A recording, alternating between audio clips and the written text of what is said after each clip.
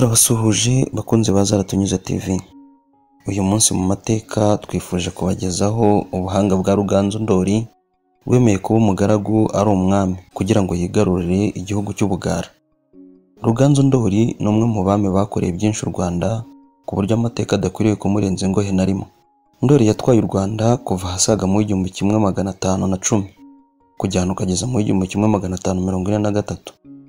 Ni umwami waguye u Rwanda mu buryo bugaragara, ari nawe washyizeho imbibi za mbere z'u Rwanda.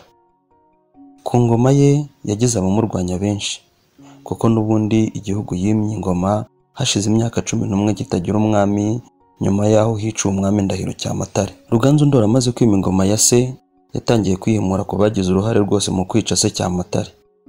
Uwo yahereyeho ni Rubingo wo mu Buriza, akurikizaho Nkoma ya Nkondogoro wari warigaruriye Nduga, akomereza ku Bunyabungo yihimura kuri Nsibura-Nyebungo amuhoye se, ndetse yihimura no kuri bene wabo b'abanyabyinshi bahuruje amahanga ngo abafashe kwikiza Ndahiro Cyamatare, nuko asoreza ku gihugu cy'Ubugara. Kubera ko yari azi neza ko ingabo z'Ubugara bwagengwaga na Nzira ya Muramira muri ibyo bihe zarwanaga umuhenerezo, yahisemo kubanza kujya kuraguriza icyo gitero.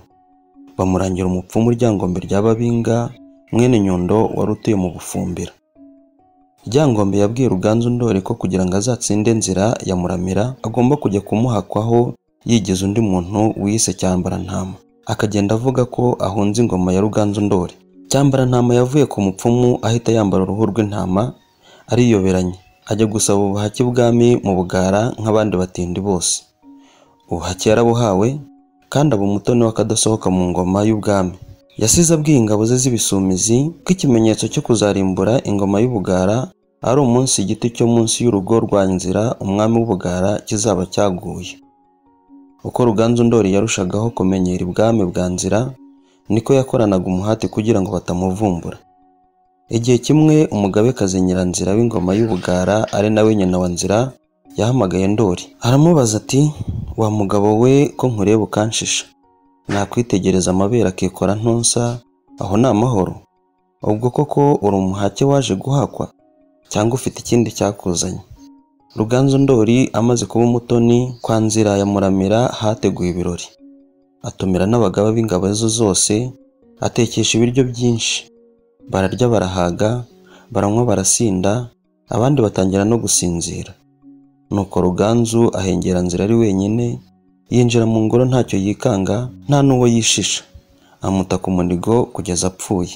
Yahise ajya gutema cya giti yatanze nk'ikimenyetso ku ngabo ze z'ibisumizi, batsemba abo kwa Nzira bose, ibisumizi byinjirana ibwami kwa Nzira kuvogera gukomeye, birimbura abo kwa Nzira bose, anyaga ingoma ngabe yaho, Ubugara bw'Abacyaba bwigarurirwa n'u Rwanda.